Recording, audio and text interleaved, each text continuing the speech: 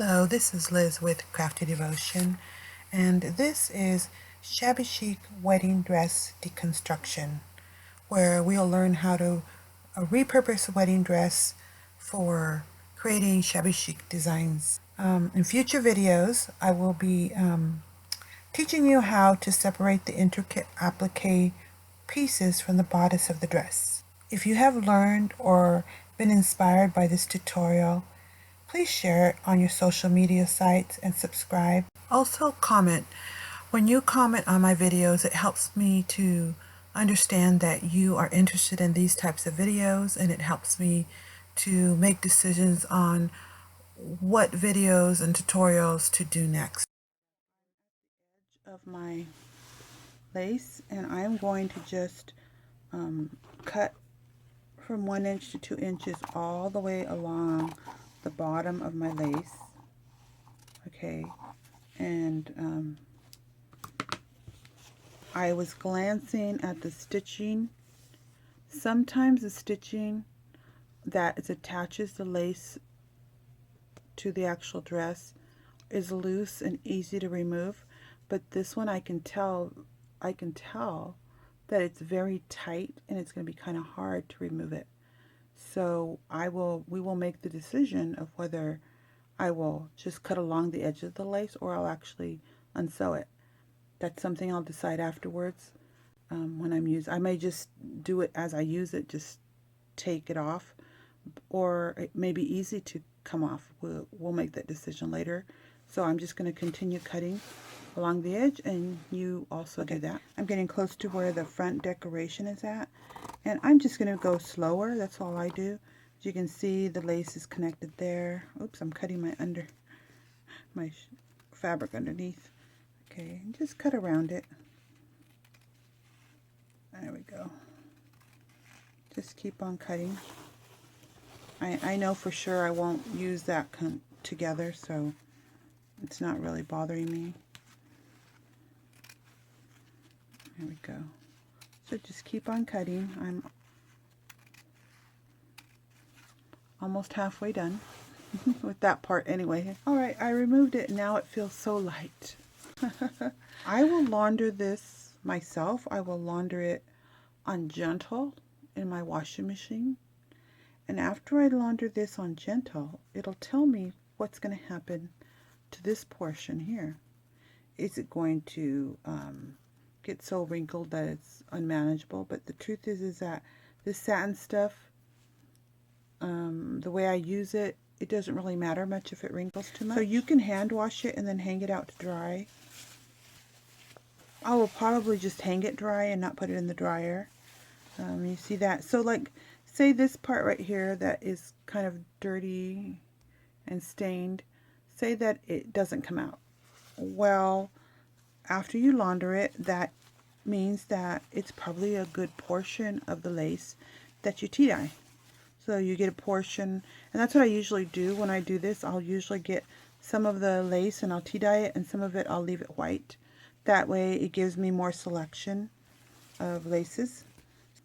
Just fold it up until we deconstruct it. And usually I put these aside because if I decide to unsew this, I unsew it like when I'm with my family, we're sitting down watching television, and I'm not in my craft room, but I want to do something with my hands. And so this is a great thing for me to do while, you know, I'm sitting there. And I usually take my blunt scissors so that if the baby's around, I don't feel so worried about it. Okay, well now I am going to cut around that front decorative portion, and then I will make a decision on whether I'm going to cut it more than that. Usually I just cut it all to a manageable size, and then I make decisions on whether I'm going to take it apart more or not. Sometimes I'll leave it like that until I think of a project. This satin part of the dress you can make flowers with, as well as the lining. I actually many times prefer working with lining, but I'm excited about this one because if it's nylon, it should do a good melt.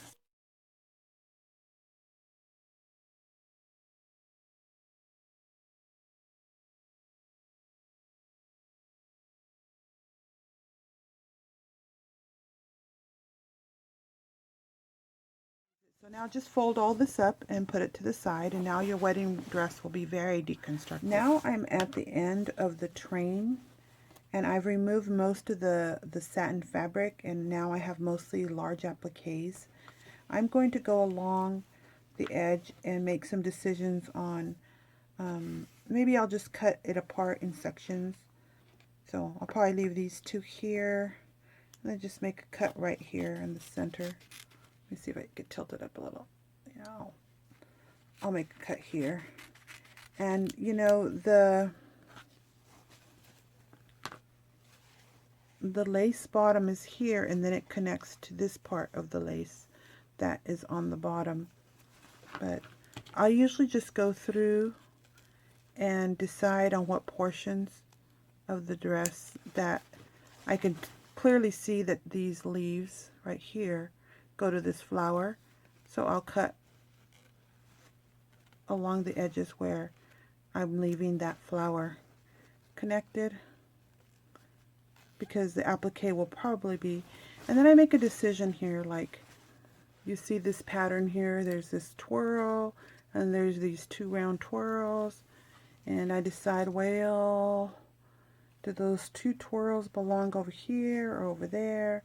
And to tell you the truth, sometimes I'll just mix them up, because you can always stick it back on if you need to, you know, you need it for a pattern. But this is actually stained here on the bottom, so I'll make a decision of whether I'm going to take this off and then wash this. I'm not sure, but I'm putting all of the pieces over. So here's another large portion of applique section, and this is when I've seen some of the people selling the parts of the wedding dresses.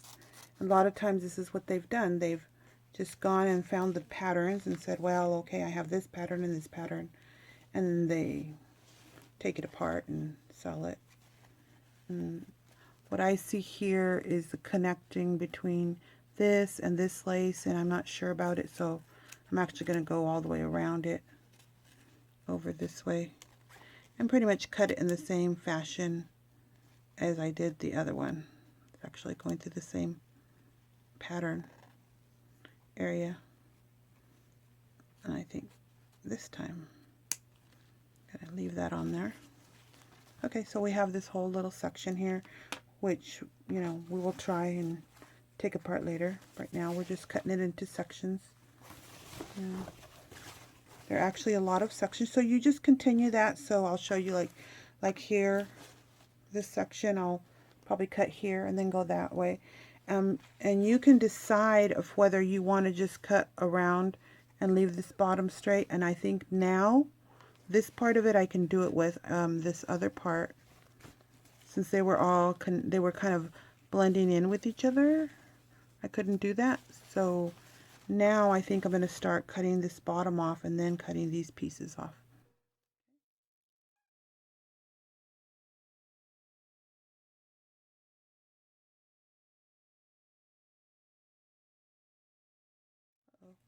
So now I ran into the portion again where the pattern is overlapping here. So I'm actually going to stop cutting it there, and I'm going to go upward and remove this part. So I'm going to get my small scissors, come upward and make some decisions here.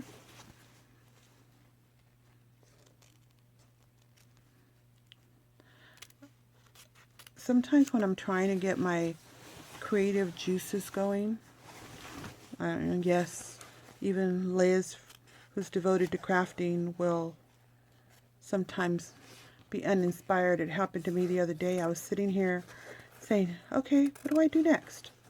I've had so much stuff that have been on my mind that I can do, whether it's a new idea for a video or a customer calls and wants something, that I was sitting there saying, okay, what do I do next? I finished that video. And so, yes, sometimes we go through that. But there we go. But anyways, what I was saying was, what I do is I will take something that has been put together as beautifully as this, and I will just look at the construction, you know, there's artistry that goes in a wedding dress. Someone has designed it and put it together and have taken appliques, and some of the appliques are the same appliques, and then they cut pieces off and they reconstruct them in a different way. So you can see that this applique is here going this way, and to me it gets my creative juices going. I don't know, just seeing the beauty that someone designed this. I'm not sure exactly how that designing process is, but okay, so here's the bottom of the train, and I think I will take this part off next.